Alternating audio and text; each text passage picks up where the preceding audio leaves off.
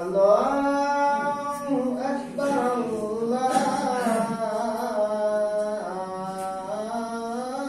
আকবার লা ইলাহা ইল্লাল্লাহ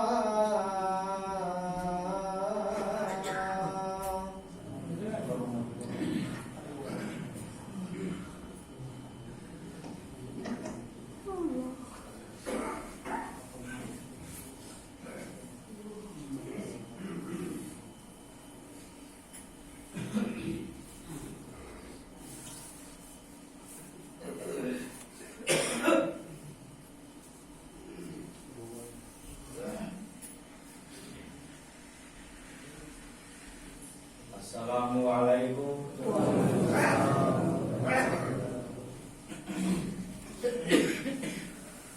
A'udzu billahi minasy syaithanir rajim. Bismillahirrahmanirrahim.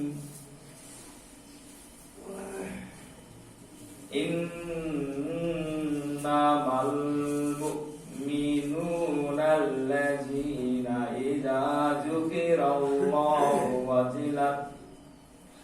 وجلت قلوبهم وإذا تليت عليهم آياته زادتهم إيمانا وعلى ربهم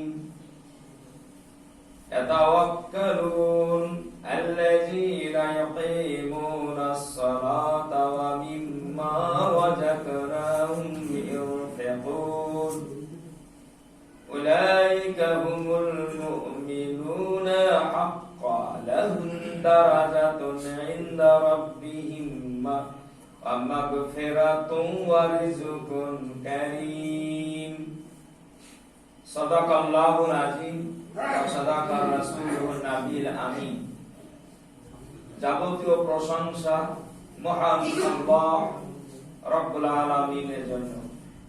আমরা মহান আল্লাহ সাহিদ আবার কৃতজ্ঞতা জ্ঞাপন করি। আলহামদুলিল্লাহ। প্রিয় নবী হযরত মুহাম্মদ মুস্তাফা সাল্লাল্লাহু তাআলা আলাইহি ওয়াসাল্লাম এর উপর দুরূদ সালাম বর্ষিত হোক। আল্লাহুম্মা সম্মানিত মুসল্লিবৃন্দ, আজকের খুতবা আলোচনা হবে অন্তর, দিল সম্পর্কে। দিল, আমরা বলি না তোর অন্তর খারাপ। একজনকে কয়েকদিন আগে বলছি, ভাই নামাজ পড়ছে না, পড়তে হবে, চেষ্টা করতে হবে। লাগে নামাজ পড়তে, আরে নামাজ না পড়তে পারি, আমার অন্তর ভালো আছে। ইমান ভালো, অন্তর ভালো, আমার দিল ভালো আছে।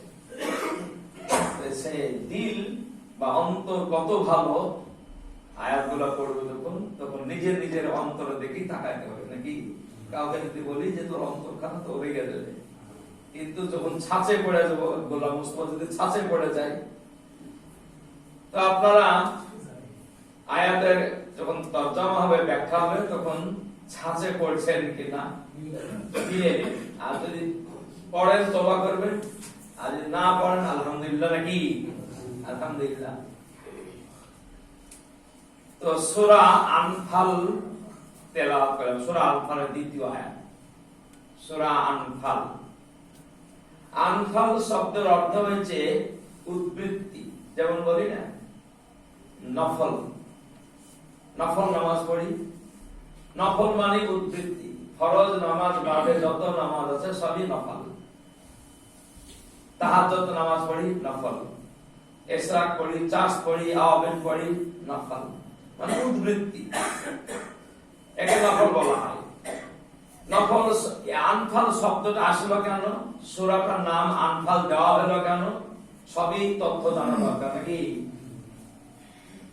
আনফাল শব্দ এই কারণে দেওয়া হলো যে বদরের যুদ্ধে যে মুসলমানরা 313 জন ছিল, তারা ভয় পেয়েছিল যে কাফেরের সঙ্গে মোকাবেলা করতে গেলে উল্লা চাকে গুঁতো মারা হবে, আমাদের অর্থ যাবে, সবই যাবে, জান যাবে, মাল যাবে, সবই যাবে।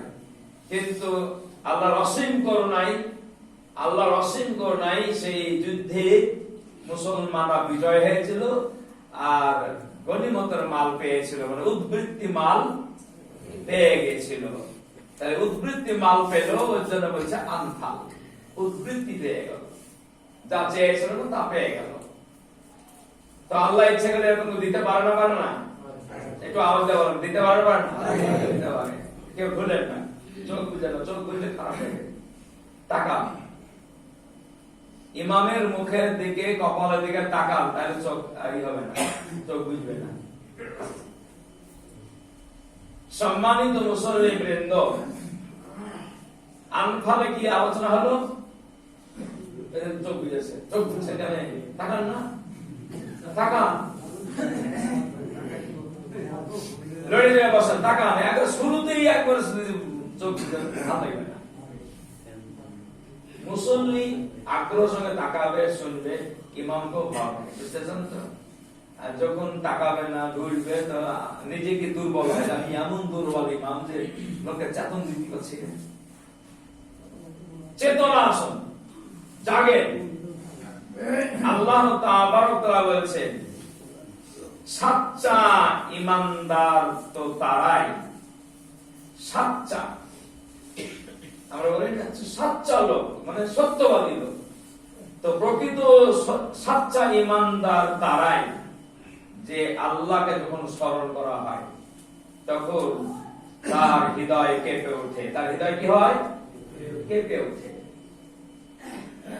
যেমন আল্লাহ স্মরণ, মসজিদে আজান হলো তখন তো আল্লাহ স্মরণ নাকি?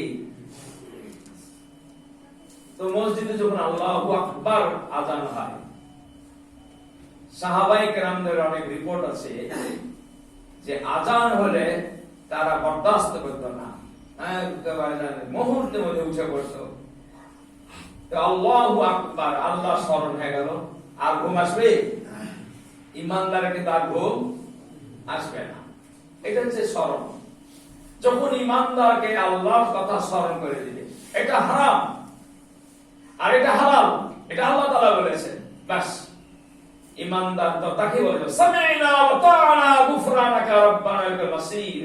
যখন আল্লাহর বাণী শুনবে আর সঙ্গে সঙ্গে কি হবে? মেনে নিবে, শুনবে এবং মেনে নিবে, আল্লাহ বলছে আমি তার গুনাহ মাফ করে দেব। সুবহানাল্লাহ।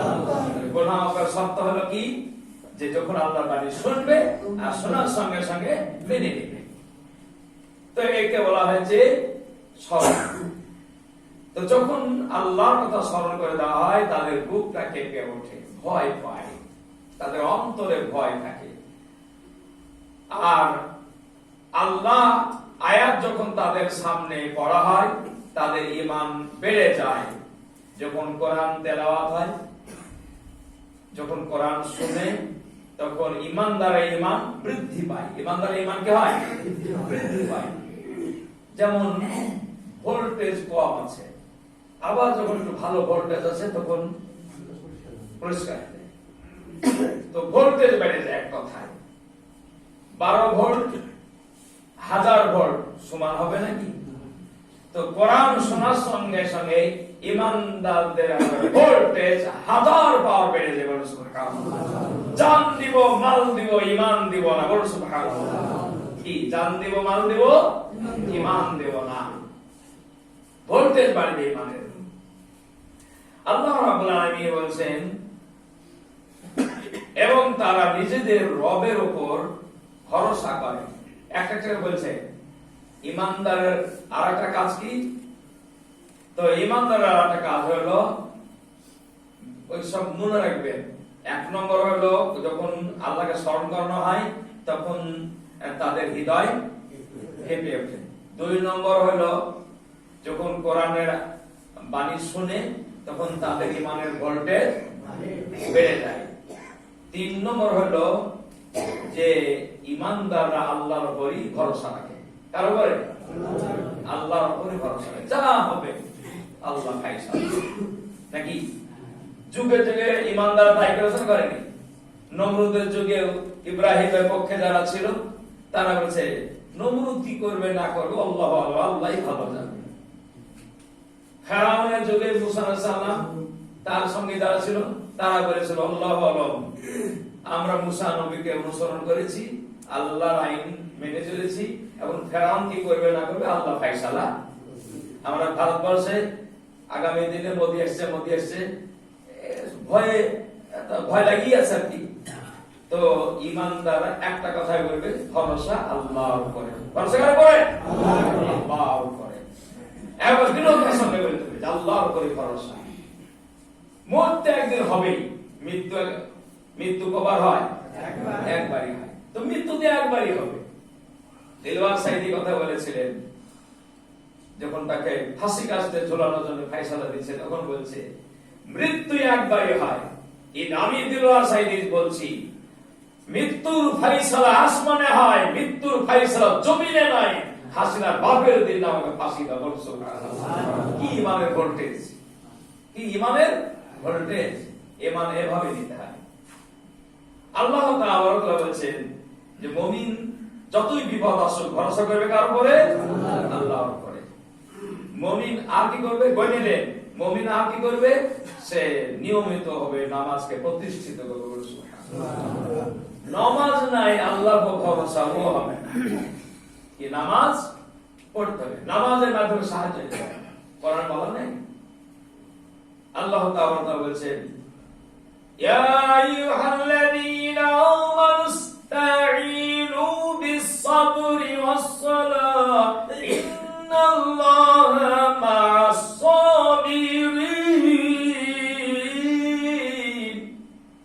ঈমানদার তো তাকে বলা হয় যারা নামাজ পড়ে আর নামাজের মধ্যে ভরসা রাখে, আর আমার কাছে তারা সাহায্য চায় আর সবুর করে। বলো সুবহানাল্লাহ। সবর করে, তাহলে নামাজ পড়তে হবে। আর আল্লাহ তাআলা যা কিছু দান করেছেন আমাদেরকে, তার থেকে আল্লাহর পথে খরচ করতে হবে। যাকাত, ফিতরা, এগুলো তো আছে। এখানে যে দানের কথা বলা আছে সেটা হচ্ছে আমি যে আমার খাবার, আমার রুজি যেটা, সেই রুজি থেকে দান করতে বলো সুবহানাল্লাহ। বলেন আল্লাহ তাআলা বলছেন আর তারা সেই খরচটা কোন পথে করবে? আল্লাহর পথে করবে। এখন এই আল্লাহর পথে করবে এই কথাটাই আসছি।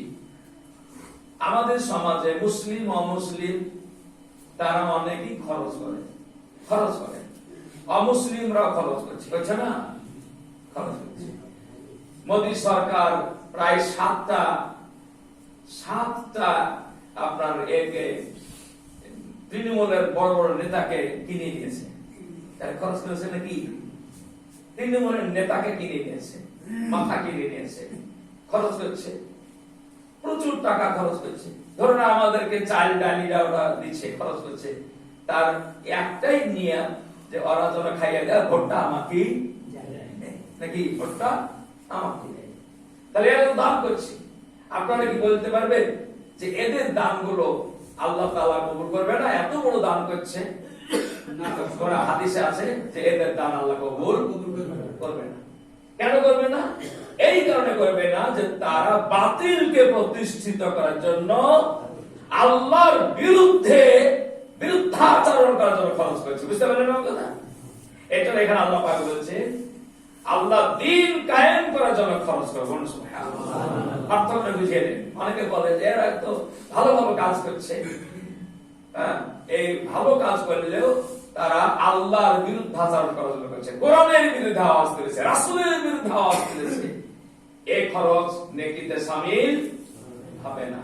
নেকি হবে, আল্লাহ পাক নিজেই বলছেন, যারা আমার পথে খরচ করে, অর্থাৎ ইসলামকে প্রতিষ্ঠিত করার জন্য, দ্বীন হককে কায়েম করার জন্য যারা খরচ করে, সেটা হবে নেকি বা সওয়াব। তার জন্য দুনিয়াতে বরকত দিবে, বড় করে জান্নাত দান করবে। আল্লাহ রাব্বুল আলামিন বলেন এই ধরনের লোকেরাই প্রকৃত ঈমানদার। এতগুলো হলো না, এতগুলো যা আলোচনা করলাম, এগুলো যারা করবে তারা হলো প্রকৃত ঈমানদার। আল্লাহ তাআলা বলছেন যখন এই কাজ করবে তাদের জন্য তাদের রবের কাছ থেকে রয়েছে বিরাট মর্যাদা। এই কাজ যারা করবে তাদের কি পাবে? 1 নম্বর বিরাট মর্যাদা। মানে আজকে দুনিয়াতে একটা এমএলএ এমপি হলে মনে করছে বিরাট আমি সম্মান পেয়ে গেলাম, কিন্তু কতদিন? যতদিন ক্ষমতা আছে। আর ক্ষমতা ছোট হয়ে গেলে আর মর্যাদা থাকে থাকে না তো বটে, আরো অমর্যাদা বাড়ে। তোর দ্বারাতে আইয়া ভেসলো, তোকে পিটন দিচ্ছি কি, তো মর্যাদা বাড়ে না। কিন্তু সত্যি আপনি আমি যদি জান্নাতি হয়ে যাই, তাহলে ওর মর্যাদা কমবে নাকি? স্থায়ী নাকি অস্থায়ী নাকি? স্থায়ী। আল্লাহু আকবার। কত বড় মর্যাদা জানেন? জান্নাতীদের যখন জান্নাতে নিয়ে যাওয়া হবে, তাদেরকে রেশমি কাপড় পরিয়ে দেওয়া হবে। বলুন সুবহানাল্লাহ। চিকচাক তাদের মাথাতে মুকুট পরিয়ে দেওয়া হবে, জান্নাতের মুকুট পরিয়ে দেওয়া হবে। আর চারিপাশে ফেরেশতা মণ্ডলী নূর আলো দিয়ে তাদেরকে স্লোগান দিয়ে জান্নাতের দিকে নিয়ে যাবে। বলুন সুবহানাল্লাহ। জান্নাতের দিকে নিয়ে যাবে। কি বলে স্লোগান দিলেন? ওয়াসিকাল্লাযীনা তাকাউ রাব্বাহুম ইলাল জান্নাতি যুমারা হাত্তা ইযা জাউহা ফুতিহাত আবওয়াবুহা ওয়া ক্বালা লাহুম খাজানাতুহা সালামুন আলাইকুম তিবতুম ফাদখুলুহা খালিদিন। আল্লাহু আকবার। ফেরেশতা মণ্ডলী চারিদিক থেকে বলবে, এ হচ্ছে খোদা ভীতি মানুষ, আল্লাহর ভয়ে তার অন্তর কেঁপে যেত। সেই অন্তর কাঁপা মানুষ তাদেরকে দুই দিক থেকে স্লোগান দিতে দিতে বলবে, এরা জান্নাতি, হে জান্নাতের দারওয়ান, এই জান্নাতীদের গেট খুলে দাও। সুবহানাল্লাহ।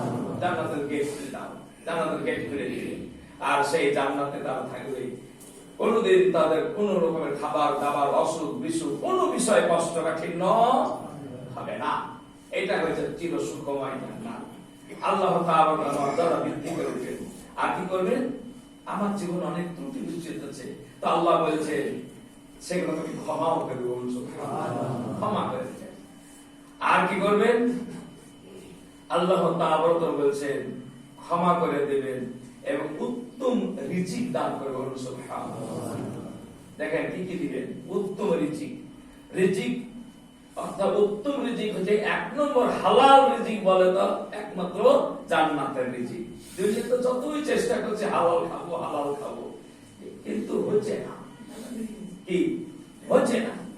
সরকারি যদি খেয়াল করি, তো সরকার যারা চাকরি করে তারা যে মনে করছে হালাল খাচ্ছি, কিন্তু হবে হালাল, কিন্তু যদি মনে করতে যাই তাহলে দেখবো যে এত হারাম, সুদের টাকা, ঘুষের টাকা, ব্যভিচারের টাকা, সব লাইসেন্স তো সরকার দেয়, আর ওই লাইসেন্সের টাকা তো ভাগ করে চাকরি বিক্রি দেয়। কি বুঝতেছেন কথা? এই যে ব্যবসা বাণিজ্যে যেমন করি করি না কেন, কিছু না কিছু ভুল হয়েই থাকে। গাড়িতে মারা হয়, না মিথ্যা কথা বলা হয়, নাই ঘুষ হয়, হয় না? হয় না? এইরকম করে হালাল রুজি খাওয়া বড় নাই।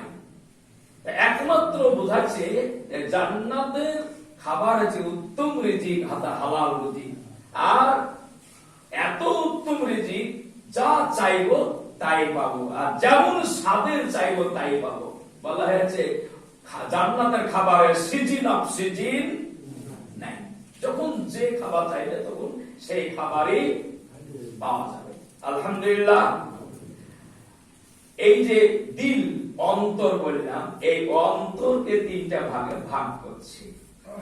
আপনারা সবাই মনে রাখবেন খুতবাগুলো।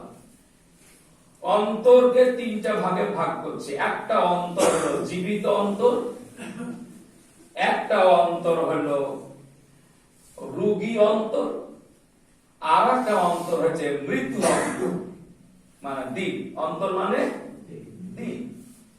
তাহলে কটা দিল হলো? 3টে। কি কি?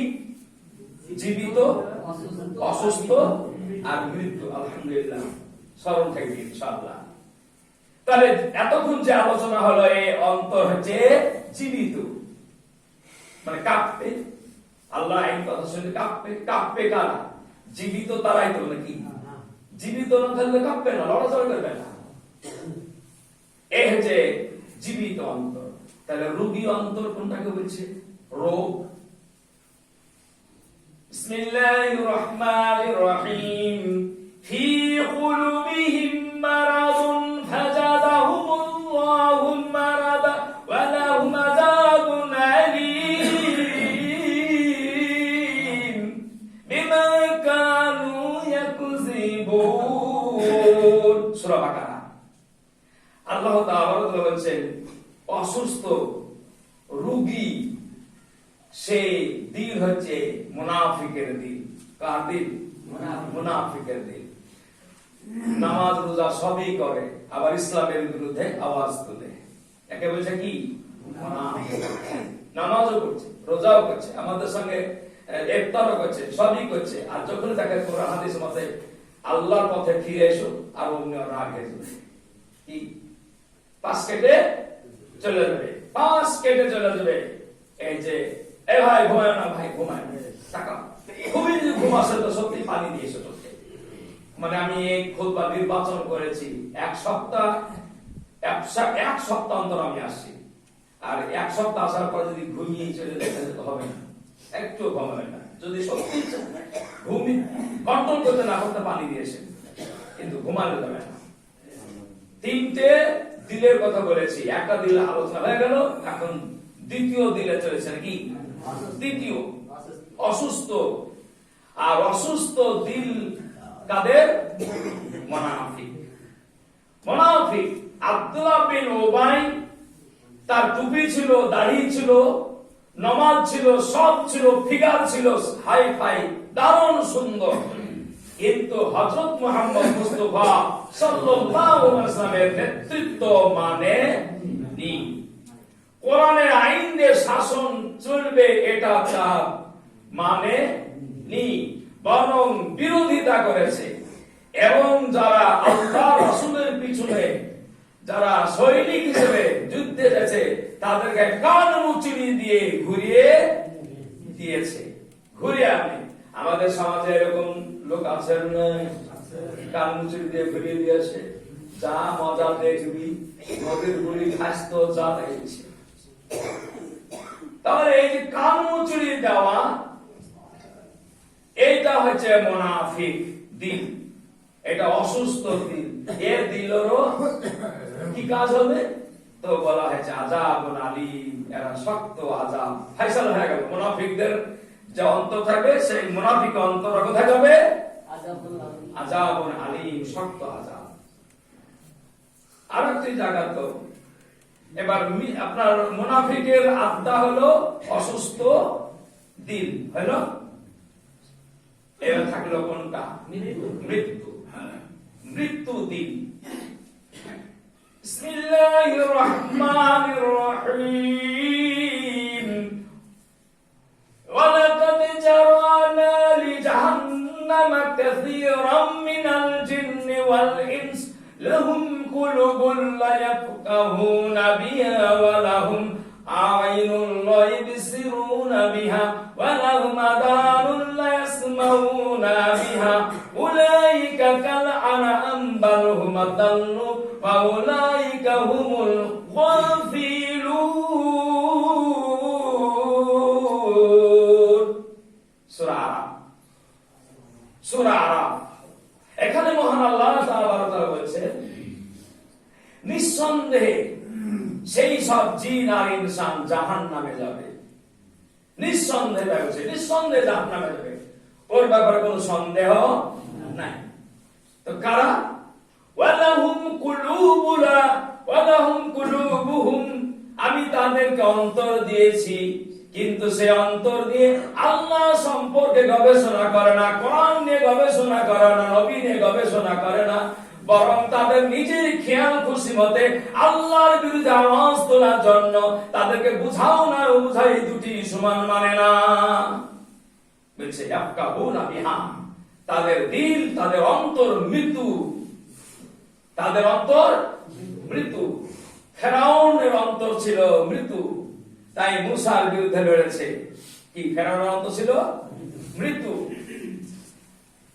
নমরুদের অন্তর ছিল মৃত্যু। আবু জেহেল, আবু লাহাবের অন্তর ছিল মৃত্যু। বিশ্বনবী মুহাম্মদুর রাসূলুল্লাহ সাল্লাল্লাহু আলাইহি ওয়াসাল্লাম তার সামনে দাওয়াত দিয়েছে কিন্তু গ্রহণ করেনি। মুসা আলাইহিস সালাম ফেরাউনকে দাওয়াত দিয়েছে, গ্রহণ করেনি। কারণ খাতামাল্লাহু আলা কুলুবিহিম ওয়া আলা সামিহিম ওয়া আলা আবসারিহিম গিশাওয়াতুন ওয়া লাহুম আযাবুন আযীম। সূরা বাকারা। মৃত্যু আজকে আমাদের ভারতবর্ষে অমিত শাহ, দিলীপ আর মোদী মৃত্যু কি তাদের অন্তর মৃত্যু। ভারতবর্ষে লাখ লাখ মানুষ তার বিরুদ্ধে আওয়াজ তুলেছে, তার আইনের বিরুদ্ধে আওয়াজ তুলেছে, কিছু পরোয়া করছে না, মৃত্যু। তবে আমাদের ভরসা এটাই যে আমরা যে আল্লাহর কাছে কান্না করি, আমাদের অধিকার আল্লাহ পাইয়ে দেবে ইনশাআল্লাহ। এই জন্য মৃত্যু, যাদের দিল মৃত্যু, যাদের অন্তর মৃত্যু, তাদের সঙ্গে তাদের পক্ষে আমাদের থাকা যাবে নাকি? আমাদের পক্ষ হতে হবে আল্লাহ। আল্লাহর পক্ষ হলে জান্নাত পাবো। আর মৃত্যু যাদের অন্তর, যারা কোরআন সুন্নাহ কিছুই মানে না, তাদের পক্ষ অবলম্বন করলে হবে আমরা জাহান্নাম। তাহলে জাহান্নাম জান্নাতের ফয়সালা আপনি আমি ঠিক করে দেব নাকি? আপনি আমি ঠিক করে দেব কার পক্ষে যাব? মৃত্যু অন্তর যাদের, মৃত্যু দিল তাদের পক্ষে যাব, না যাদের দিল অন্তর হচ্ছে আল্লাহর দেওয়া দিল কাঁপিয়ে ওঠে তাদের পক্ষে যাব নাকি? আশা করি বুঝে আসছে। এবার আমার খুতবা সমাপ্তি। শেষ খুতবাটা হচ্ছে আমাদের কাছে আজকের আলোচনা কি ছিল বললাম? অন্তর, দিল। দিল কয় প্রকার তাই বললাম। আল্লাহ তাআলা বললেন যে অন্তর দিলকে তোমাদের সোজা পথে রাখার জন্য আল্লাহর কাছে প্রার্থনাও করতে হবে। কি করে করতে হবে ওটাও বলা আছে। রব্বানা লা তুজিগ কুলুবানা বা'দা ইয হাদাইতানা ওয়া হাব লানা মিন লাদুনকা রাহমা ইন্নাকা আনতাল ওয়াহ্হাব। হে আমার রব, হে আমার আল্লাহ, আপনি আমাকে হেদায়েত দিয়েছেন, আপনি আমাকে কোরআনের পথ দেখিয়েছেন, আমাকে রাসূলের প্রেম ভালোবাসা দিয়েছেন। এই অন্তর আপনার প্রেম ভালোবাসা যেন চিরস্থায়ী থাকে। আল্লাহ কোনো বাঁকা পথে যেন কোনোদিন আমাকে চলে দিতে না পারে, তার জন্য তো আপনার কাছে আমার প্রার্থনা, আমি সঠিক পথে যেন থাকতে পারি। বলুন সুবহানাল্লাহ। এটাও আমাদের করা দরকার আছে নাই? আমাদের এই দোয়াও করা দরকার আছে। আল্লাহ আপনাকে আমাকে সকলকে তৌফিক দান করুন। ওয়া আখিরু দাওয়ানা আলহামদুলিল্লাহি রাব্বিল আলামিন। সুবহানা রাব্বিকা রাব্বিল ইজ্জাতি আম্মা ইয়াসিফুন ওয়া সালামুন আলাল মুরসালিন। আলহামদুলিল্লাহ।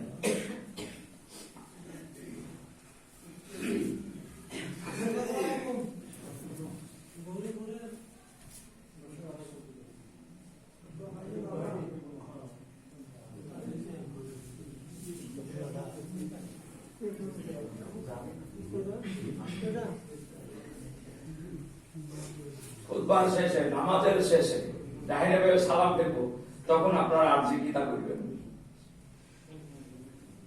আলহামদুলিল্লাহ আলহামদুলিল্লাহি নাহমাদুহু ওয়া নাস্তাঈনুহু ওয়া নাস্তাগফিরুহু ওয়া নু'মিনু বিহি ওয়া নাতাওয়াক্কালু আলাইহি ওয়া নাউযু বিল্লাহি মিন শুরুরি আনফুসিনা ওয়া মিন সাইয়্যাতি আ'মালিনা মান ইয়াহদিল্লাহু ফালা মুদিল্লা লাহু ومن يضلله فلا هادي له ونشهد أن لا إله إلا الله وحده لا شريك له ونشهد أن محمدا عبده ورسوله إن الله وملائكته يصلون على النبي يا أيها الذين آمنوا صلوا عليه وسلموا تسليما اللهم صل على محمد من صلى وسلم اللهم صل على محمد وعلى آل محمد من قد وقام وصل على جميع الأنبياء المرسلين وعلى كل ملائكة المقربين وعلى عباد الله الصالحين برحمتك يا أرحم الراحمين عباد الله إن الله يأمر بالعدل والإحسان وإيتاء ذي القربى وينهى عن الفحشاء والمنكر والبغي يعظكم لعلكم تذكرون ولذكر الله تعالى أعلى وأولى وأجل وتم محمد أكبر